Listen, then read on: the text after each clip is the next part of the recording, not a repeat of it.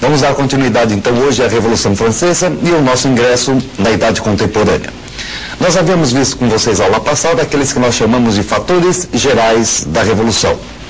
Esses fatores gerais, como a gente havia apresentado, eram, em primeiro lugar, a crise do antigo regime, ou seja, crise do absolutismo, do mercantilismo, da sociedade estamental, do colonialismo.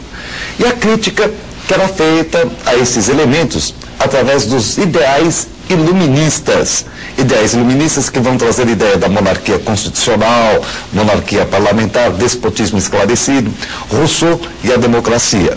Economicamente, na França vai se desenvolver a fisiocracia, ou seja, a ideia de que a natureza é o grande elemento da economia, que o Estado não deveria intervir na economia e que tudo deveria funcionar na base do laissez-faire, laissez-passer, deixar fazer, deixar passar. Esses ideais do livre-cambismo, da não intervenção do Estado, serão absorvidas na teoria de Adam Smith, que vai discordar dos fisiocratas apenas naquela ideia de que a agricultura é a principal fonte de riquezas. Para Smith, já dentro da própria Revolução Industrial na Inglaterra, o trabalho seria a grande fonte de riqueza. Mas, dentro da Revolução Francesa, se esses foram os que nós chamamos de fatores gerais, agora nós vamos passar então para o entendimento daqueles que são os fatores ditos específicos da França. Que elementos seriam esses? Que dados provocariam um movimento de tal magnanimidade dentro de um país como a França ao final da Idade Moderna? Vamos então aqui dar uma olhadinha no nosso esquema e você vai ter uma ideia. Os fatores gerais, como a gente havia apontado para vocês, são a crise do antigo regime e o iluminismo, que é então a crítica burguesa a essas estruturas do antigo regime. E agora, aqueles que são chamados fatores internos se apresentam aqui como toda boa revolução que se conhece tem início por onde, gente? Por um déficit orçamentário, um déficit do orçamento francês. Uma guerra desastrosíssima entre França e Inglaterra, que é a chamada Guerra dos 7 Anos, onde a França vai chegar a perder o Canadá. A assinatura de um tratado de comércio com a Inglaterra, que vai desabar finalmente na reunião da chamada Assembleia dos Notáveis. Assembleia dos Notáveis essa que consistia na reunião do clero e da nobreza para tentar resolver os problemas, os assuntos mais importantes ali da França naquele momento. Para você ter uma ideia do déficit orçamentário francês, vamos então agora verificar com vocês alguns dados, alguns pontos básicos de como estava a receita francesa naquele momento. Dá uma olhadinha com a gente aqui no gráfico e você vai entender. E você tem então as receitas da monarquia francesa. A gabela, a cota de auxílio, impostos indiretos, impostos diretos, a cota da talha e um déficit nisso já de 5%. Você vai observar também que em cima desse panorama econômico, diversos outros elementos começam a aparecer, por exemplo, a nível de despesas. Olha só, 33% da renda da monarquia francesa com o exército, 30% com interesses diversos, pensões 6%, a corte, a desastrosa corte, 10%. E aqueles gastos gerais que ninguém conta para ninguém aonde foi que gastou, né, gente? Aquele que se apaga da borracha lá para dizer onde foi o gasto, os gastos gerais, 21%. E agora, você vai ver o tamanho da dívida francesa nesse momento histórico. Dá uma olhadinha aqui. De repente você pega o governo de Luís XIV, Luís XV e Luís XVI. Você tem a Guerra de Sucessão Espanhola, você tem a Guerra dos 7 Anos e aqui a eclosão da Revolução Francesa, no governo de Luís XVI. Olha só as dívidas do Estado, o tamanho delas nesse momento histórico. E por isso, muita gente acaba às vezes erroneamente atribuindo a culpa da Revolução a Luís XVI. Como você observou, na verdade, o que está acontecendo é que, desde a época de Luís XIV, o tesouro francês já está em pandarecos. Luís XIV é aquele soberano que teve como ministro de economia o celebérrimo Colbert, um brilhante mercantilista que enriqueceu, que encheu de ouro os tesouros franceses.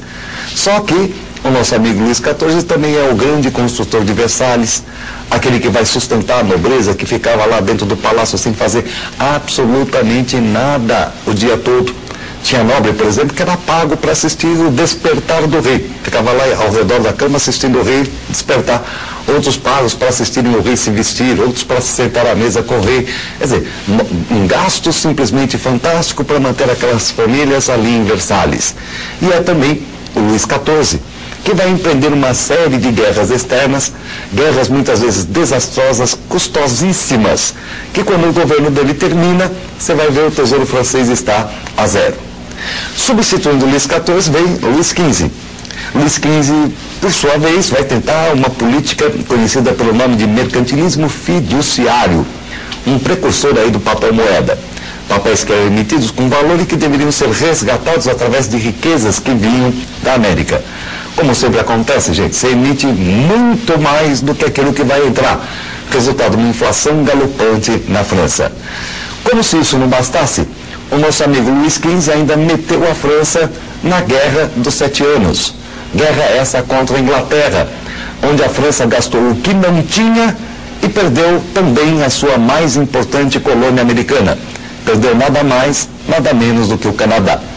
Com o fracasso na Guerra dos 7 Anos, Luís XV abandonou as questões políticas e começou a se dedicar apenas àquelas festinhas de embalo, bacanais beneficentes, aquelas coisas, todas as festinhas do Palácio de Versalhes. Ou seja, todo aquilo que é luxuoso, que você nota até hoje que a turma fala de móveis, não sei o quê, repara que quase sempre é estilo Luís XV. Saltinho carrapeta, peruquinha empoada, aquelas coisinhas todas. O barroco se desenvolvendo lá, o barroco, a arte do redondo, aquelas mulheres gordinhas, saionas, tal, homens com roupas justas, tal, aquela coisa toda, porque o redondo, claro, é uma arte bastante sábia. Você nunca sabe o que você vai encontrar atrás de uma curva. Agora, de repente, você encontra então a chegada ao governo do Luís XVI. Os dois reis que antecederam Luís XVI, eles são mais ou menos proféticos nas frases que lhes são atribuídas. Luís XIV dizia, l'état c'est moi, o Estado sou eu. Ele evidentemente era mesmo o Estado, foi o mais absolutista de todos os monarcas franceses. Luís XV, apesar de tudo que nós acabamos de falar a respeito dele, era um sujeito extremamente lúcido. Tanto que a ele é atribuída a frase, no seu leito de morte, seguinte, depois de mim, o dilúvio. E é exatamente o que vai acontecer no governo do monarca seguinte, Luís XVI. Luís XVI, monarca do ramo gordo dos Bourbons, um sujeito bonachão, liberal, um cara que estava ali exatamente com tudo para dar certo, só que era um rei fraco e pegou a França numa época em que a crise estava excitadíssima, que a crise estava explodindo. E ao lado dele, dizem que as mulheres fazem os homens, existia também uma rainha perfeita, a rainha certa, só que do momento errado, a famosa Maria Antonieta. Maria Antonieta, como toda moça que tinha sido educada para ser rainha, tinha que saber fricotes, falar alemão, inglês, tocar cravo, ler o livro da coleção das moças, aquela coisinha toda. Tanto que a ela é atribuída a famosa frase, se vocês não têm pão, comam brioches. Imaginem vocês que esta frase foi dita à população faminta que cerca o palácio. Mas na cabeça dela era óbvio, ela chegava na cozinha, não tinha pão, ela comia brioche. Mal sabia ela de onde era feito o pão, de onde era feito o brioche, o bolo, aquela coisa toda. Resultado, é esta monarquia inepta que está ali no trono na hora em que a revolução está eclodindo. E para piorar um pouco a situação, Luís XVI ainda acabou assinando um tratado de comércio com a Inglaterra. Gente, assinar tratado de comércio com a Inglaterra, nós que somos brasileiros somos verdadeiramente sábios nisso. Vocês devem estar lembrados aí, tratado de comércio e navegação, aliança e amizade de 1810, aquelas coisas todas, que o Alves já conversou com vocês. Pois é, a França entrou nessa também. Pelo tratado comercial com a Inglaterra, assinado por Luís XVI, os produtos agrícolas franceses teriam uma certa facilidade nas alfândegas britânicas, uma certa isenção nas alfândegas britânicas. Em troca, adivinha, os manufaturados ingleses teriam também esta mesma facilidade e isenção nas alfândegas francesas. É aquela velha história, gente. Vai café, volta Nescafé. Resultado, de repente você tem o quê? Você tem o produto agrícola voltando para você enquanto manufaturado. E a França, que ainda estava começando a desenvolver a sua indústria, quando a Inglaterra está em plena Revolução Industrial, vai à bancarrota econômica. Toda essa situação foi descrita por um dos ministros de economia do rei Luís XVI. Uma descrição feita por Turgot, que deu nome aos bois, mostrando exatamente onde estavam as fissuras. Um outro ministro, o ministro de nome Necker, chegou com uma proposta então para a sua majestade, dizendo que a crise poderia ser superada se os nobres deixassem de receber pensões e começassem a pagar impostos. Foi exatamente por isso que Luís XVI então resolveu reunir a Assembleia dos Notáveis. Só que, gente, os notáveis eram aqueles nobres que moravam ali no palácio, aquele alto clero, aquela gente da elite francesa que havia perdido o poder com a centralização absolutista. E eles, alienados nessa passagem de tempo todo, achavam que ainda poderiam recuperar o poder.